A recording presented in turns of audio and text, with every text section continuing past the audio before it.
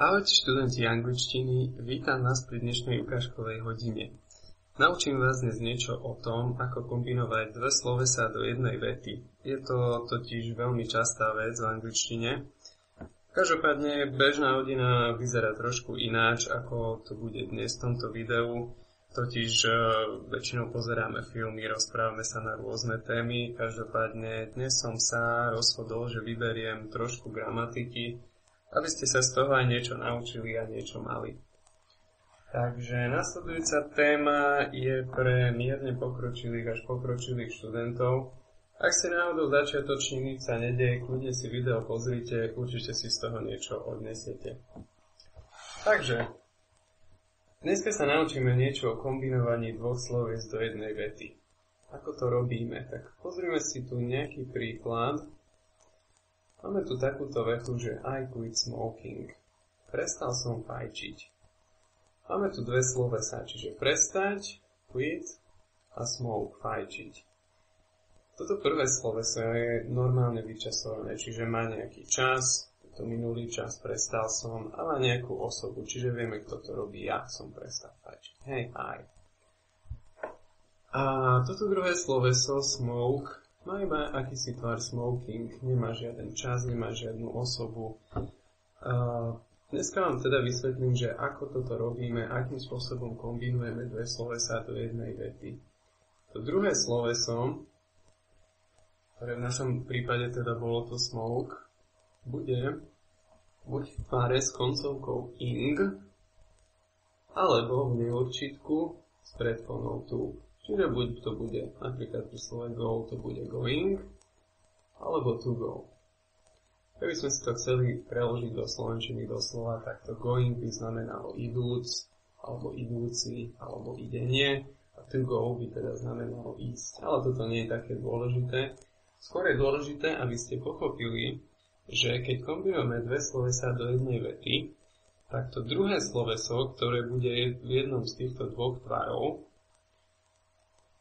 keď bude mať koncovku ing, tak to bude znamenať predčasnosť alebo súčasnosť voči tomu prvému slovesu, voči druhému slovesu vo vete.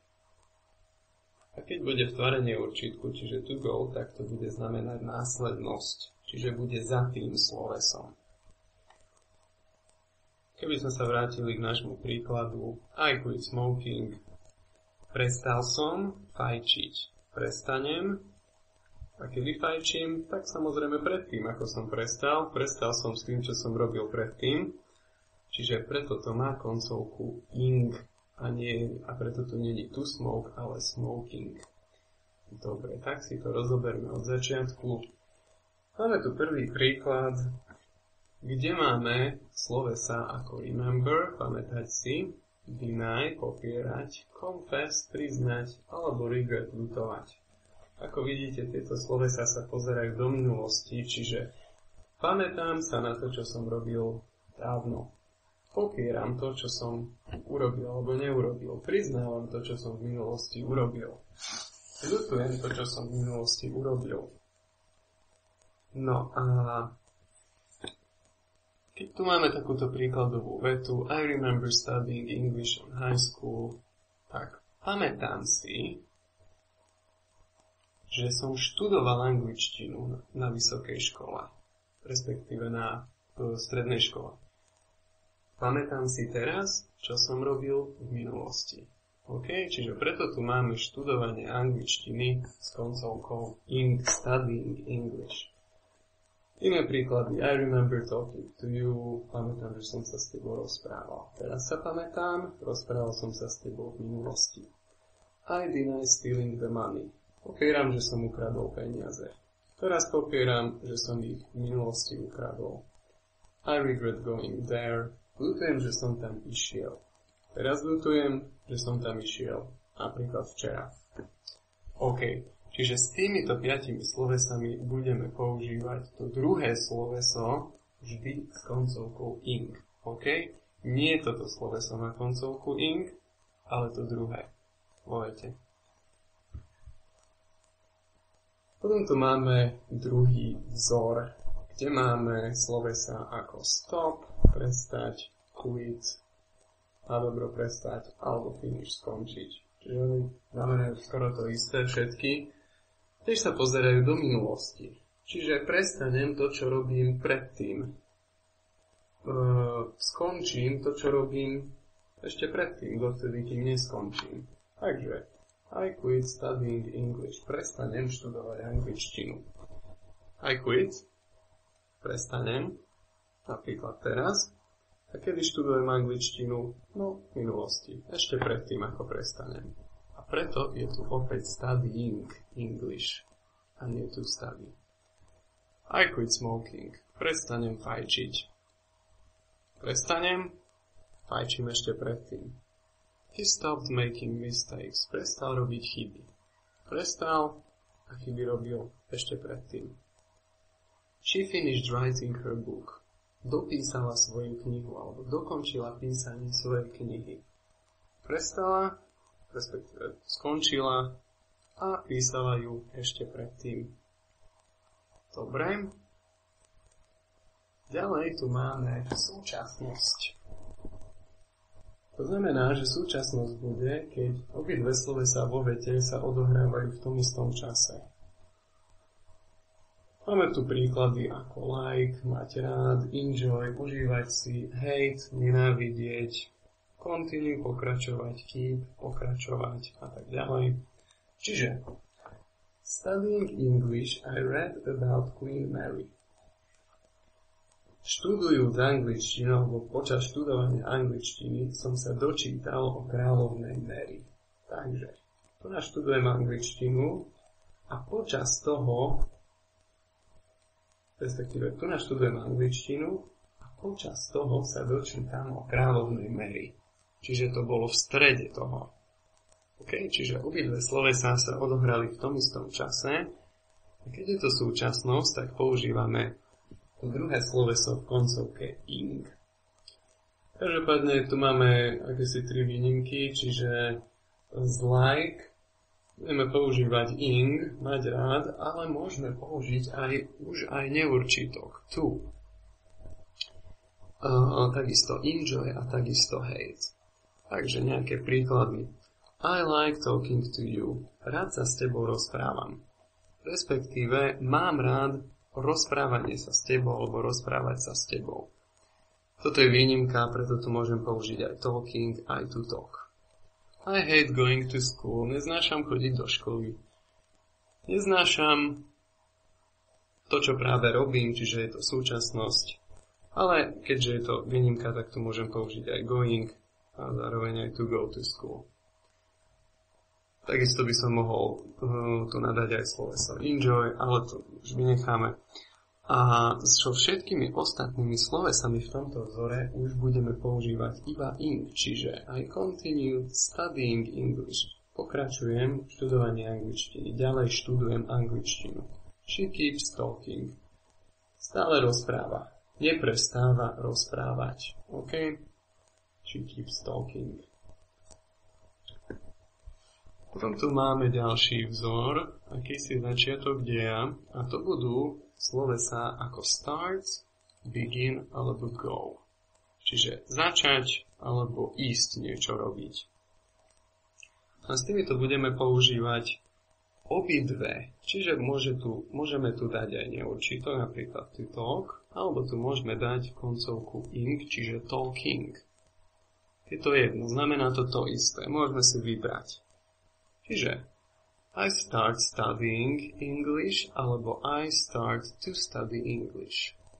Začnem, je to začiatok deja, čiže začnem a študujem angličtinu až potom, ako začnem. A preto v tomto vzore, keď je to začiatok deja, tak tu používam buď koncovku ing alebo neurčitok tu. Znamená to isté, čiže he started studying English alebo he started to study English. Začal sa učiť po anglicky. She began smoking. She began to smoke. Začala fajčiť. I go fishing alebo I go to fish. Idem rybárčiť. No a ako posledné tu máme slovesá ako want, chcieť, potrebovať, need. Ask, poprosiť. Require, vyžadovať. Forbid, zakázať. Permit, dovoliť a tak ďalej, je ich viac. S týmito slovesami sa budeme pozerať do minulosti, do budúcnosti. Čiže to bude akási následnosť. I want to study English. Chcem sa učiť po anglicky. Teraz sa chcem učiť a učiť sa budem až potom. Až neskôr. Tu nás som chcel dať menšiu medzeru, aby ste to videli, že to není celkom toto isté, ale to je jedno, hádam, vy to odpustíte. Takže oni sa pozerajú do takej akejsi vzdialenejšej budúcnosti a spoznáme ich tak, že budeme tu mať v slovenčine akúsi spojku aby alebo že mám. OK, čiže chcem aby, potrebujem aby, žiadam ťa aby, vyžadujú odo mňa aby a tak ďalej. Zakazujú mi, že nemám niečo urobiť. Takže nejaké príklady. I want to go to the cinema tonight. Chcem ísť do kina dnes večer. He needs to drink a coffee. Potrebuje si vypiť jednu kávu. Teraz potrebuje, aby si ju vypil takedy v budúcnosti, alebo v blízkej budúcnosti. I ask you to leave. Žiadam ťa, aby si odišiel. Teraz ťa žiadam, aby si odišiel onedlho. Doteraz sme mali vždy také príklady, že tá osoba, ktorá to robí, je v prípade obidvoch slov je taká istá. A preto tu sme mali iba jednu osobu, čiže he needs to drink a coffee. On si potrebuje dať jednu kávu, on potrebuje a on si ju dá. Keď to je ale iná osoba, čiže ja ťa žiadam, aby si ty odišiel, tak tu dám jednu osobu. Čiže keď žiadam teba, tak tu dám jedno you. They require me to speak English at work. Vyžadujú, aby som hovoril po anglicky v práci. Vyžadujú, aby som začal hovoriť. Napríklad. I forbid you to smoke. Zakazujem ti fajčiť, respektíve, aby si fajčil. Zakazujem ti, aby si to odteraz robil. Čiže opäť následnosť. They permitted me to stay. Dovolili mi, aby som tu zostal. Dovolili mi, aby som to v blízkej budúcnosti urobil, čiže zostal. A tu máme menšiu rekapituláciu, čiže ako vidíte,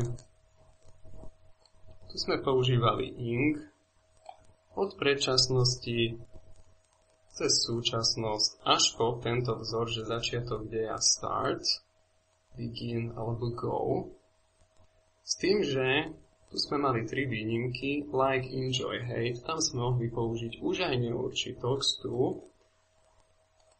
A neurčitok sme začali používať pri starts, kde sme mohli povedať to obidvomi spôsobmi, čiže mohli sme povedať I start studying English alebo I start to study English. A ďalej pri tomto vzore, čiže to, kde sme mali to aby alebo že mám, tak tam sa už dá použiť iba neurčitok. OK, ono to nie je jednoduchá téma, čiže ono to vyžaduje trošku viac ako 10-minútové vysvetlenie. Väčšinou to trvá asi 3 hodiny, kým sa to študenti naučia, ale mám s tým dobrú skúsenosť. Väčšinou sa to teda naučia a myslím, že všetci moji študenti sa to naučili bez problémov, ak sa dobre pamätám. Toto nás momentálne nezaujíma a poďme sa pozrieť na nejaké konkrétne cvičenia alebo vety, ale predtým si to možno ešte zopakujme. Takže, ešte raz. Vždy, keď sme kombinovali dve slovesá do jednej vety, tak nás zaujímal ich časový vzťah. V prípade predčasnosti s týmito slovesami sme to druhé sloveso vždy použili v tvare ing, čiže studying English. Stop, quit, finish. Koniec deja. Stále ing, lebo je to predtým. Studying English. Súčasnosť. Je to v tom istom čase, stále používame ing. Studying English. S týmito slovesami. A ešte aj s inými. Začiatok deja. Start, begin, go. Môžeme použiť aj jedno, aj druhé, znamená to isté, čiže studying alebo to study. Alebo nejaká následnosť s takým väčším odstupom. Want, need, ask, require, forbid, permit a tak ďalej. A s tým bude to study. Na začiatku samozrejme budete rozmýšľať nad tými časmi a možno trošku sa zastavíte, kým tú vetu správne poviete. Ale tieto vety sa budú veľmi často vyskytovať, to znamená, že väčšinou vám to už vojde do krvi časom, čiže keď napríklad sa vám vyskytne sloveso stop, tak už nebudete nad tým rozmýšľať a okamžite reflexívne dáte to druhé sloveso s koncovkou ing. Dobre, takže tu máme nejaké príklady. Prestal čítať magazíny. Prestal. A kedy čítal? Tak čítal ich predtým, ako prestal. To znamená, že tu dáme he stopped reading magazines. Porezal sa pri varení, respektíve porezal sa variac, by sme to mohli tak doslova preložiť. Porezal sa, kedy varil? No asi počas toho, respektíve počas toho varenia sa porezal, čiže sa to odohrávalo v tej istej dobe súčasnosť, čiže he cut himself cooking. Nikdy neprestanem fajčiť. Prestanem, respektíve neprestanem. A kedy fajčím? Tak fajčím ešte predtým, ako by som prestal. To znamená, že je to isté ako stop, hej. Prestal som čítať magazíny, neprestanem fajčiť, čiže I will never quit smoking.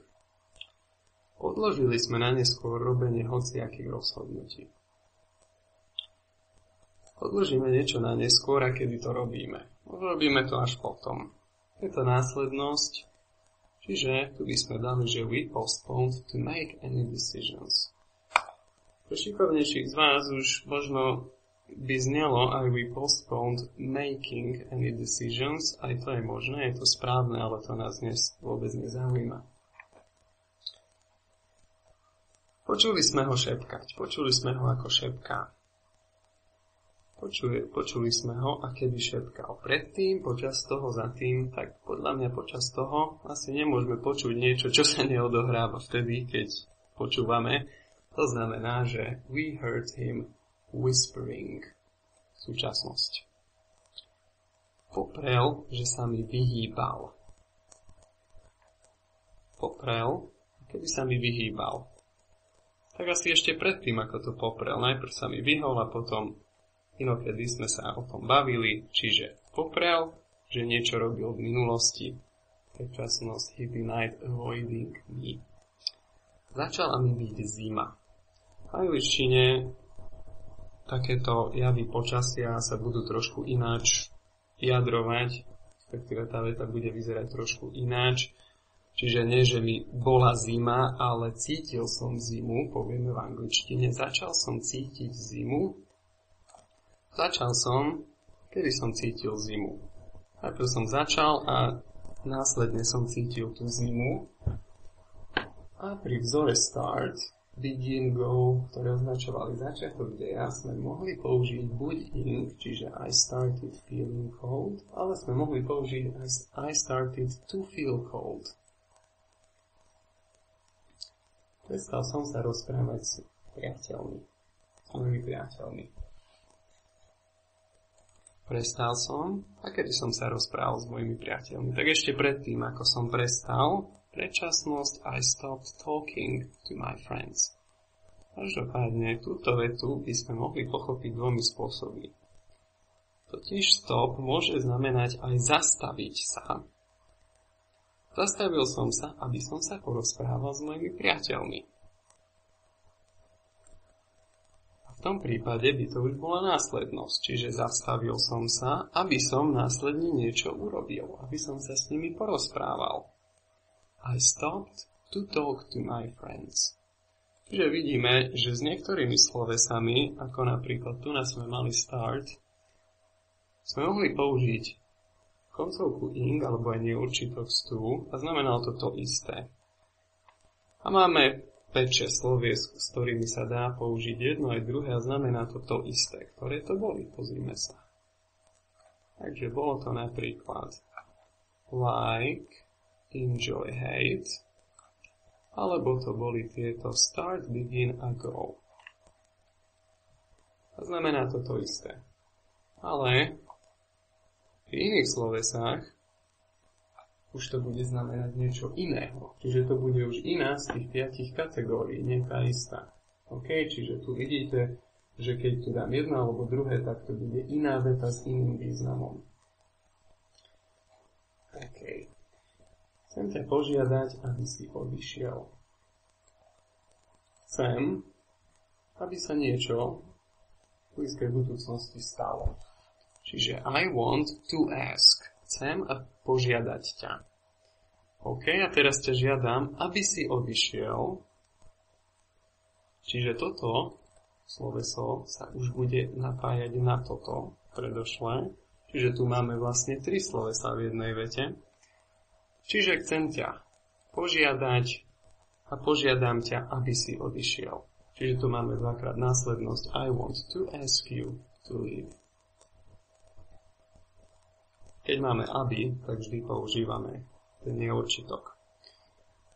Cítil som hada, ako mi vchádza do nohavíc zo zeme. Cítil som hada, a kedy mi vchádza do nohavíc, tak vchádza mi asi počas toho, respektíve cítim ho počas toho, ako mi vchádza. Súčasnosť, čiže I felt the snake entering my trousers from the ground. Pamätám si, ako som sa bavil s Janom včera. Pamätám si, a kedy sa bavím s Janom? Včera, ešte predtým. Dnes si pamätám, ako som si včera s ním pokecal, čiže predčasnosť I remember talking to John yesterday. Pamätáš si, že máš vyniesť smeti zajtra? Pamätáš si, a s týmto slovesom pamätať si sme vždy používali ing, čiže I remember studying, ale vtedy, keď sme sa pamätali na niečo, čo sme robili v minulosti, akurát ako v tejto vete, čiže I remember talking to John yesterday, lenže tu máme trošku iný prípad. Pamätáš si, že máš niečo urobiť v budúcnosti. Takže to je už následnosť, je to možné s týmto slovesom, čiže do you remember to take out the garbage tomorrow? Okay. Že máš, to bolo to isté ako aby, to bol ten 5. vzor, čiže môžeme tu použiť iba tu. Ako vidíte, toto sloveso má 2 významy. Buď sa môžem pamätať na to, čo som už robil, alebo čo mám ešte len urobiť. Prišiel si, aby si zrujnoval, zničil všetko. Prišiel si, a kedy zrujnuješ, že zničíš všetko, tak najprv prídeš až potom. Čiže did you come to ruin and destroy everything? A tu sa deje taká zvláštna vec. Keď tu máme spojku and, tak už nebudeme opakovať dvakrát to tu, lebo zdá sa nám to nadbytočné a to tu sa bude vzťahovať na obidve tieto slovesá. Čiže did you come to ruin and destroy everything? Jim si poranil ruku pri hraní tenisu, respektíve hrajúc tenis. Keď poranil si ruku, kedy hral tenis, tak súčasne. Počas hrania tenisu si poranil ruku, čiže hrajúc tenis, Jim hurt his arm playing tennis. OK, tak myslím, že toto by aj stačilo. Ak máte nejaké otázky, tak v prípade, že ste na YouTube, kľudne ich nechajte v komentároch. Samozrejme, na reálnej hodine máme trošku širšie spektrum možností, ako si túto tému vysvetliť, existujú aj iné možnosti. Čiže keby ste to náhodou nechápali týmto spôsobom, sú ešte aj iné možnosti, ako sa na to pozrieť. Pravím, nikdy som s tým nemal problém so študentmi, aj keď to nie je najjednoduchšia téma, priznajme si. No a v prípade, že by ste mali záujem o hodiny angličtiny, tak ak ste náhodou na mojej stránke, tak mi môžete napísať cez kontaktný formulár, ktorý nájdete buď vpravo alebo na mobile na spodku stránky, alebo ak ste na YouTube, tak pod videom určite nájdete link na moju stránku a môžete mi napísať. Takže to je na dnes asi všetko. Želám vám veľa úspechov do štúdia angličtiny. Majte sa pekne.